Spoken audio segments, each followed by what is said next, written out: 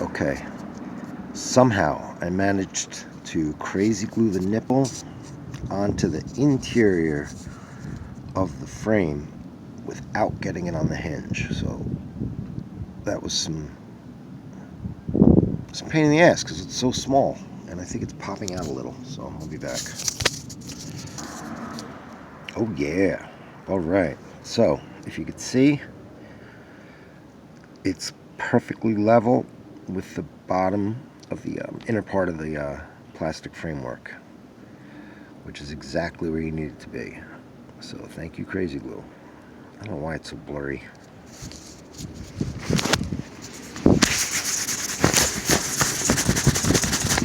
How's that?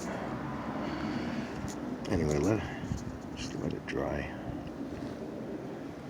I don't recommend handling it as much as I'm doing because you're pretty much guaranteed to screw it up. So leave it alone.